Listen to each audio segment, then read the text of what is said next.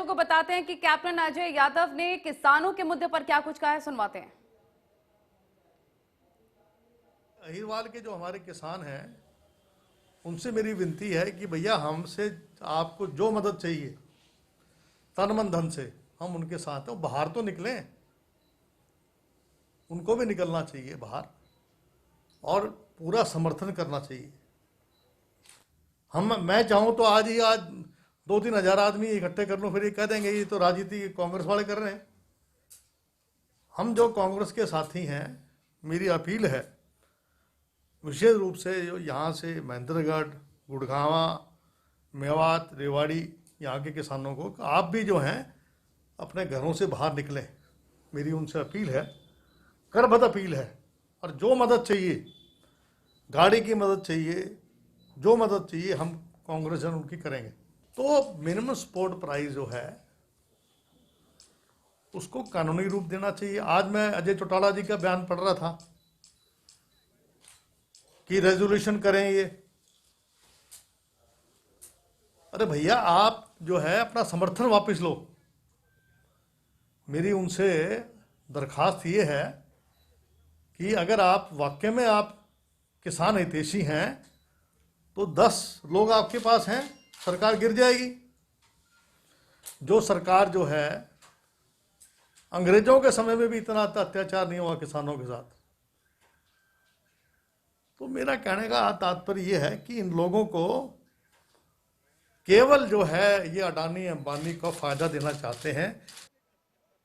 हमारे रिपोर्टर लगातार बने हुए नितिन, कैप्टन अजय यादव को हम सुन रहे थे। उन्होंने साफ तौर पर बोला था कि दक्षिण हरियाणा के किसान भी बाहर आए क्योंकि अब और ज्यादा समर्थन मिलने लग गया है किसानों को और उग्र होता हुआ प्रदर्शन भी उनका नजर आ रहा है। फिलहाल किस तरह की परिस्थितियां?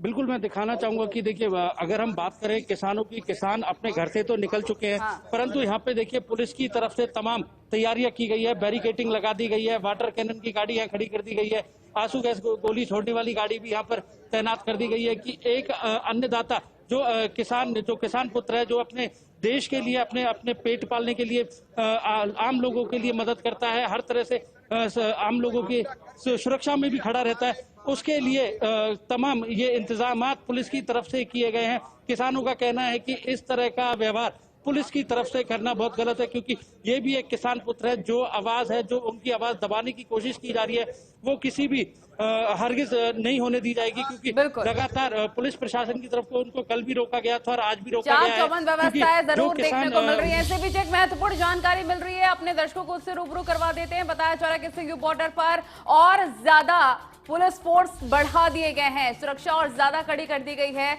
आरएफ और बीएसएफ समेत कई अर्धसैनिक बलों की तैनाती कर दी गई है। आंसू गैस की गोले के साथ तैनात हैं जवान। तो बड़ी खबर बता रहे हैं, जहां पर दिल्ली पुलिस की स्वात टीम भी लगातार बॉर्डर पर तैनात नजर आ रही है। 11 बजे सिंघू बॉर्डर पर किसान आज एक महा बैठक करने वाले हैं। इसको लेकर बताया जा रहा है कि और ज्यादा पुख्ता इंतजाम देखने को मिल रहा है। दीपक हमारे रिपोर्टर तमाम जानकारी के साथ सिंघू बॉर्डर से जुड़ गए हैं। सिंघू बॉर्डर पर आज महा बैठक होने वाली, दीपक, इसको लेकर काफी कड़ी सुरक्षा देखने को मिल रही है वहां पर।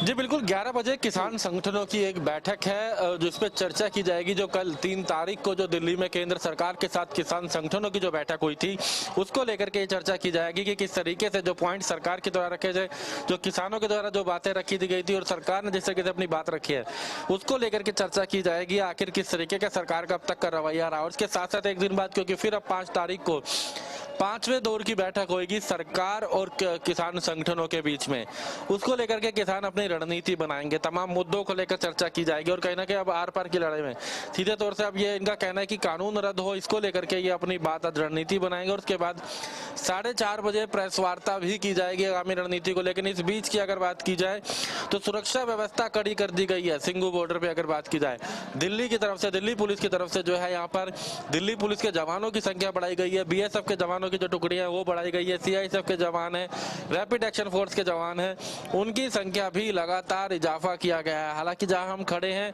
ये हरियाणा का क्षेत्र है जहां पर तमाम किसान जो है वो प्रदर्शन कर रहे हैं, लेकिन दूसरी तरफ की अगर बात की जाए तो वो दिल्ली की जहां सीमा शुरू होती है वहां से Delhi police, CISF, rapid action force, इनकी तमाम जो टुकड़ियां हैं वो वहां तैनात की गई हैं। हालांकि दिल्ली पुलिस उसी जगह रह करके लगातार पुलिस के जो अधिकारी हैं, पुलिस के जो जवान हैं, उनकी संख्या बढ़ाई गई है, क्योंकि जिस तरीके से माहौल है, लगातार किसानों की संख्या भी बढ़ रही है, तो ऐसे में सरकार के लिए बड़ी चिंता है और चुनौती एक सामने। और ऐसे में कोई एहतियातन किसी तरह कोई दिक्कत न हो, एहतियातन यहाँ पर कड़ी सुरक्षा व्यवस्था जो है वो कर दी गई है। अब तक दिल्ली के रास्ते में जो 3 जगह बैरिकेटिंग थी, अब उन बैरिकेटिंग की जो संख्या है वो भी यहाँ पर बढ़ा दी गई है। तो दिल्ली पुलिस के द्वारा सरकार की तरफ से यहाँ पर जो अगर बात की जाए तो सुरक्षा व्यवस्था कड़ी की गई है। Delhi police, rapid action force, CISF, BSF, इनके जो तमाम जवानों की टीमें जो लगा दी संख्या गई है। हमारे साथ देवेंद्र कौशिक भी बने हुए हैं। देवेंद्र कौशिक, क्योंकि हर बॉर्डर पर काफी ज्यादा मुस्तैद सुरक्षा देखने को मिल रही है। इन सब के बीच पलवल के जो किसान हैं वो सीकरी बॉर्डर पहुंचने वाले हैं। अभी फिलहाल ताजा अपडेट क्या है?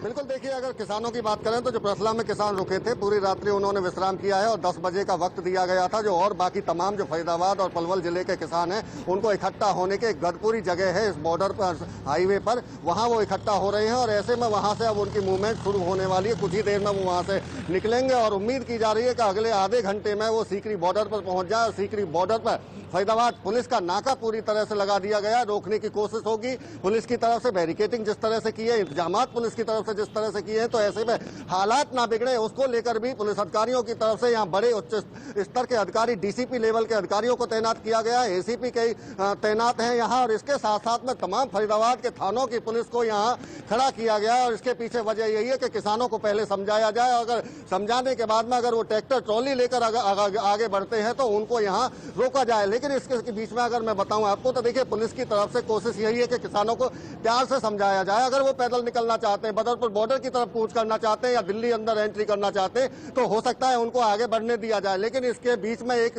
जो जानकारी मिल रही है वो ये है कि मध्य प्रदेश से किसान इस रास्ते से, इस हाईवे से वो दिल्ली पहुंचना चाहते हैं और उन्हें अब केएमपी एक्सप्रेस यानी कि पलवल से पहले उन्हें वहां रोका हुआ है और पूरी रात उन्होंने वही रास्ते में हाईवे पर ही बैठकर खाना बनाया, वहीं उन्होंने रात्रि विश्राम किया।